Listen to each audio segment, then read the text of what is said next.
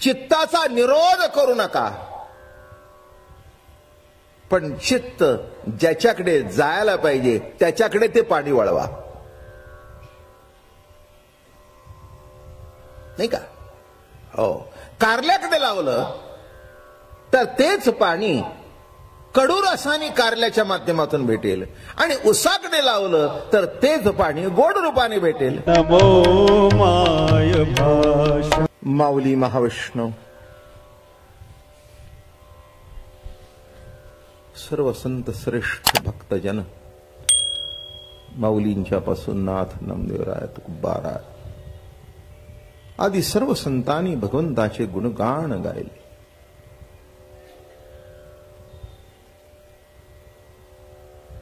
यांच्या जाणीवेमध्ये जरी निर्गुण होतं तरी अनुभवाकरता सगुणाचे उपासक झाले होते. आणि मला असं वाटतं की कोणते का तऱ्हेने होईना निर्गुण श्रेष्ठ का सगुण श्रेष्ठ हा वादच कशा करता, नाही का?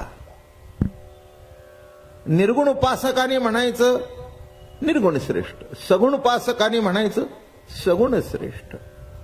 वादाचा विषय आला कुठे? नवरा समोर असला तरी श्रेष्ठ आणि समोर नसला तरी श्रेष्ठच ना? नाही, एवढं तरी कळलं का नाही? दृश्य रूपाने समोर असला तरी श्रेष्ठच, आणि अव्यक्त रूपाने कुठे बाहेरगावी गेला असला किंवा ऑफिसला गेला असला म्हणून काही कमी झाला का? उलट समोर असेल तर आहे ही निश्चिंती असते, जरा लांब गेला तर विरह जास्ती होतो. आहे म्हटल्यानंतर एवढं लक्ष नसतं, पण बाहेर गेल्यानंतर जेवणाच्या वेळेला आठवण होते, नीट जेवण मिळालं असेल का, जेवले असतील का, बरं का? घरामध्ये देहाने कृती करत असते, पण विराहामध्ये मन सुद्धा त्याच्याशी एकाग्र झालेलं असतं.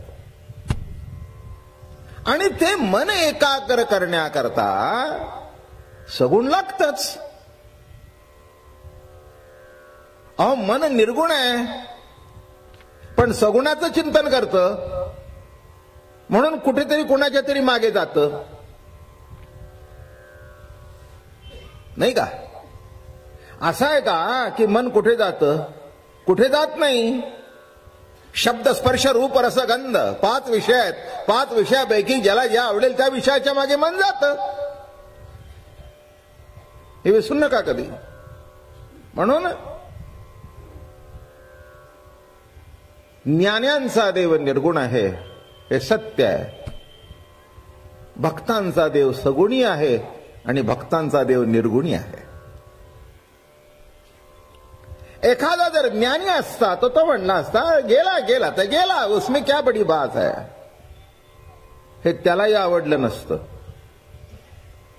एखादी जर बाई आपल्या नवऱ्याला म्हणाली तुम्ही बाहेर राहा कायमचे, पण मी सतत तुमच्या चिंतनात असते, अवघड जाईल नाही आपल्याला ऐकायला सुद्धा, नाही का? तू बाहेर गावी राहा, मी तुझ्या चिंतनात असते, सतत मला तुझं चिंतन. अगं काय करते चिंतनाला त्या? काय सगुणाची ओढ असणं हे जसं अत्यंत महत्वाचं आहे. एक लक्षात ठेवा, कोणत्याही गोष्टीचं असंच आहे. काम निर्गुण आहे, सगुण पुत्र रूपाने दर्शन झाल्याशिवाय संसार सुफळ नाही. मान्य करा नाही तर अमान्य करा. काय नाही का? ती कामाची अवस्था दिसत नाहीये, निर्गुण आहे ती. पण तो नुसताच भोग भोगला तर ती वासना होते, आणि जेव्हा त्याचं सगुण रूपांतर होतं, लक्षात ठेवा ते सगुण बाळच, म्हणजे तो सगुण बाळ कृष्णच पती पत्नीचं जीवन एक रूप करून टाकतो. हे अत्यंत महत्वाचं आहे. म्हणून सगुण हे श्रेष्ठच आहे, निर्गुण कमी नाही आहे. विशिष्ट अवस्थेमध्ये निर्गुणाची उपासना असावी आणि विशिष्ट अवस्थेमध्ये सगुणाची उपासना असावी. ज्ञानेश्वरी वाचत असाल तर कळेल. जेव्हा भगवान म्हणतो की माझ्या आत्मस्वरूपाच्या ठिकाणी तू तुझं चित्त ठेव, अर्जुना तुझं चित्त माझ्या आत्मस्वरूपाच्या ठिकाणी पाहिजे. पण ही बोलताना ओवी कशी म्हटली माहितीये का? तो रथावर बसलेला आहे सगुण आणि म्हणतो का म्हणून माझा आत्मयाचा भाव. म्हणजे काय? म्हणून मज आत्मयाच्या ठिकाणी अर्जुना तू तुझा भाव ठेव. मग आता इथे आत्मा सगुणच झाला ना. मज आत्मयाचा भाव म्हणजे काय? काय? मज आत्मयाचा भाव म्हणजे काय? म्हणजे काही नाही. इथे आत्मा हा सगुण साकारून सांगतोय की मज आत्मयाच्या ठिकाणी भाव ठेव. म्हणून लक्षात ठेवा की कृष्ण चरित्र ही संपूर्ण सगुण लीला आहे. भगवंताचं गुण लीला. अलग लक्षात. कॅलेंडरातलं बाळ निराळं आणि मांडीवरचं निराळं. कॅलेंडरकडे बघून इच्छा करता येते आणि मांडीवर आल्यानंतर इच्छेची परिपूर्तता होते. बरं का? तसं निर्गुण हे जाणीवे करता ठीक आहे, पण सगुणामध्ये परिपूर्तता आहे. आणि म्हणून विषय आपल्या पुढे मांडला होता की प्रेमिकांचा मार्ग केवळ कर्मप्रधान नाही आहे. कर्म करत असताना जेव्हा त्याच्यामध्ये आपुलकी निर्माण होते, प्रेम निर्माण होते, तेव्हा ते कर्म भक्ती होतं. हा एक मुद्दा लक्षात घ्या बरं का. कर्मामध्ये प्रेम असल्याशिवाय त्या कर्माचं रूपांतर भक्तीत होऊ शकत नाही. तुम्हाला वाटत असेल मी पूजा करतो, अगदी शास्त्रोक्त करतो. शास्त्रोक्त करा, नाही तर कशी करायची ती करा. काय? प्रेम नसेल तर ते कर्मकांडच आहे. जसं पैसे देऊन पुजारी ठेवला, पैसे देऊन पुजारी ठेवल्यानंतर त्याच्याकडे 7-8 पूजा आहेत. मग 7-8 पूजा असल्यानंतर तो काम आवरायचं बघतो आणि त्यातल्या त्यात एक्स्ट्रा त्या दिवशी जर सत्यनारायणाची पूजा त्याला असेल, तो रोजच्या देवांना नुसतं बुचकळून काढतो. म्हणजे बोलणं कळलं का? लक्षात ठेवा. तसं त्या कर्मामध्ये जेव्हा प्रेम येतं, म्हणून काय म्हटलं मी, प्रेमिकांचा मार्ग हा केवळ कर्मप्रधान नाही आहे. विशिष्ट ठिकाणी कर्म हे बरोबर आहे, ते कर्म त्या पद्धतीने घडावं लागतं. पण जिथे असायला पाहिजे तिथे ते कर्म असूच नाही. कर्म मागे पडावं आणि त्या कर्माला भक्ती नाव यावं.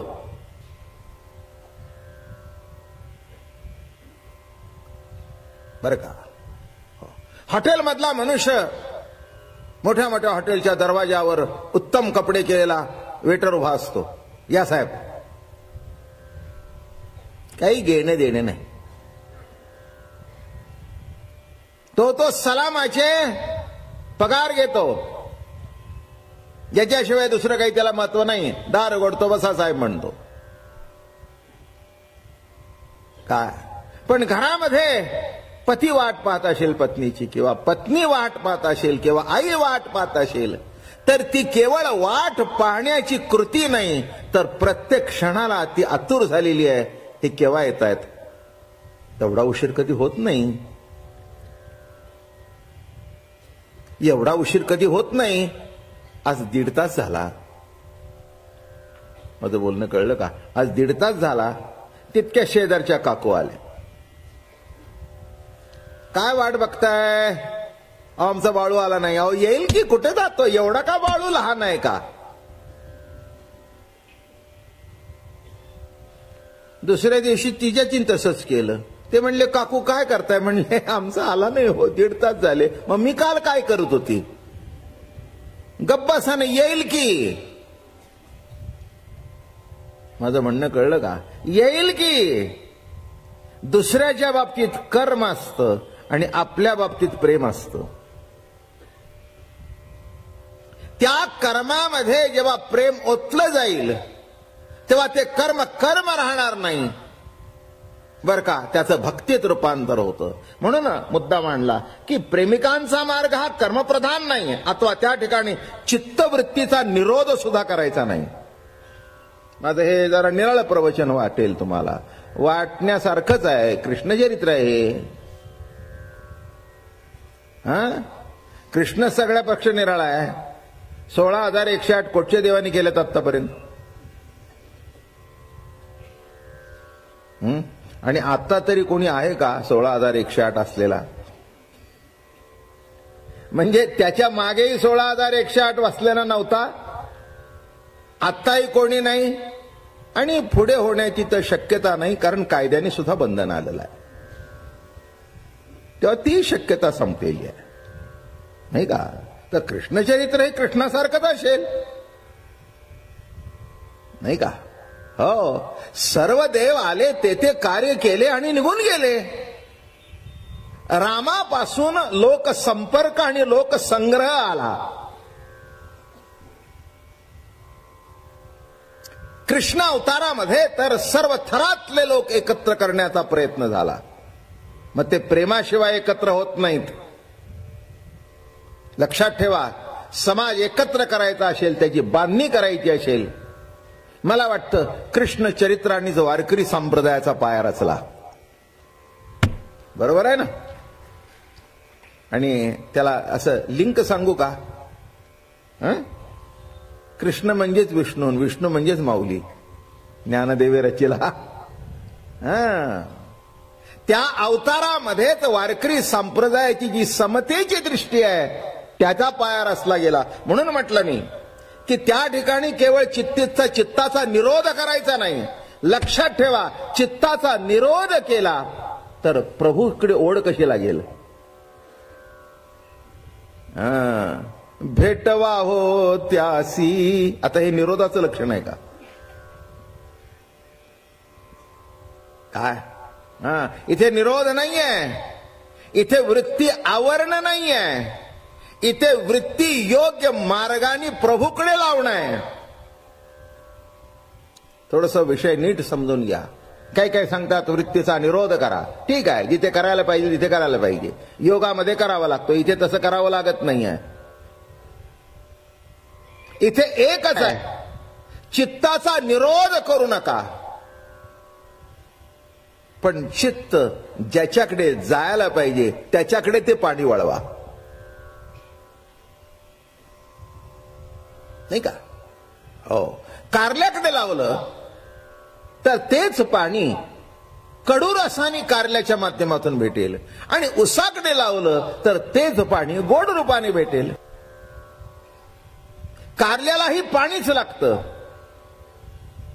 उसालाही पाणीच लागतं, भेंडीलाही पाणीच लागतं, आणि हो, मिरचीला सुद्धा पाणीच लागतं.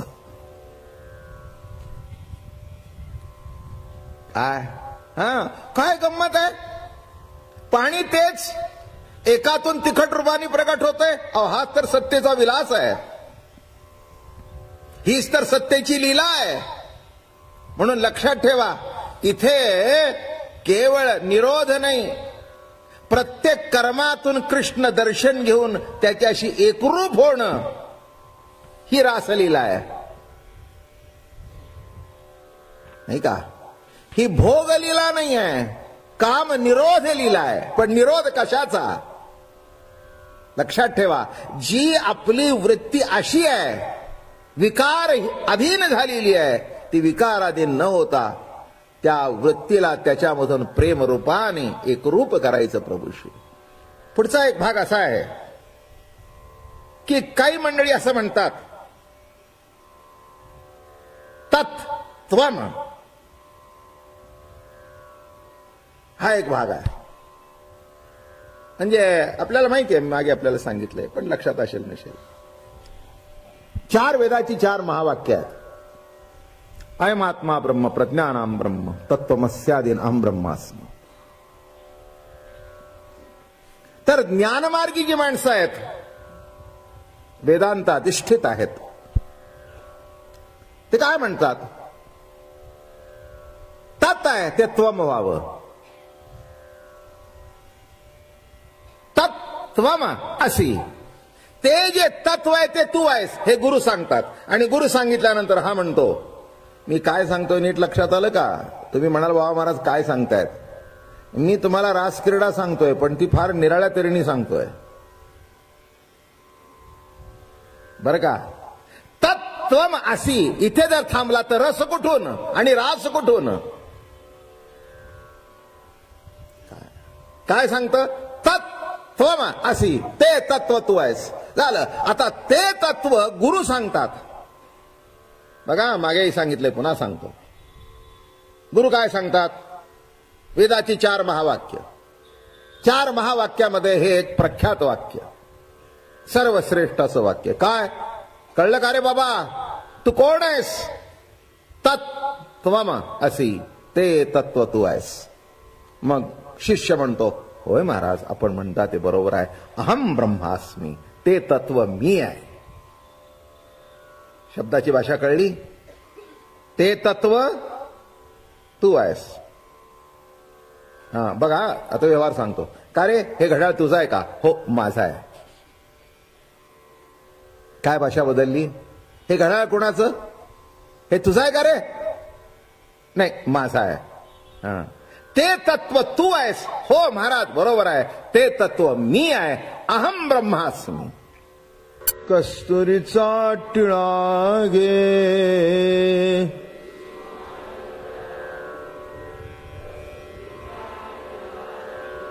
अर्धांगी रुक्मिणी विंजणे,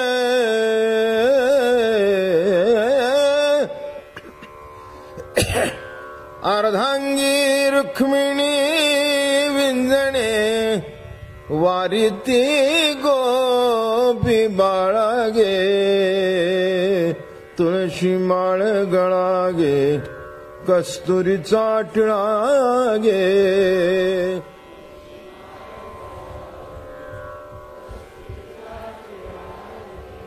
पितांबराची कास गे, कसली सावकाश गे,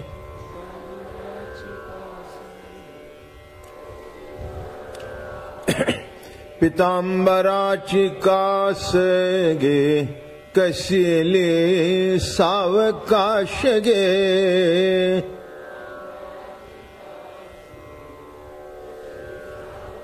नारद तुमर गायन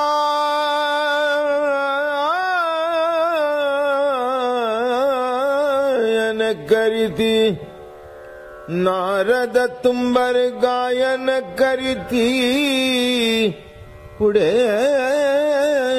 निज दास गे, तुळशी माळ गळा गे, कस्तुरीचा टिळा गे.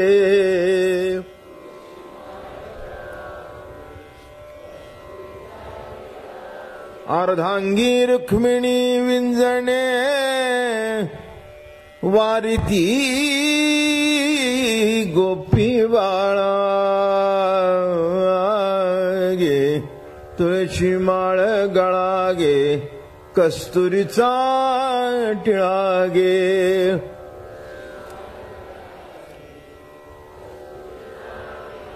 भक्त कृपेची माय गे, ओळखो आली विठाई गे,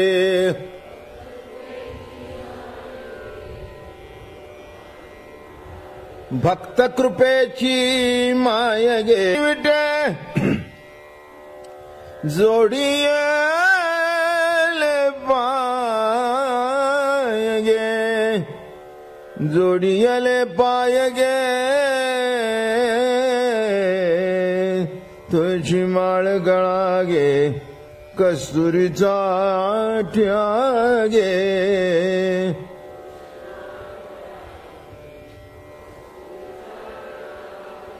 अर्धांगी रुक्मिणी विंजणे, वारिती गोपी बाळा गे, तुळशी माळ गळा गे, कस्तुरीचा टिळा गे.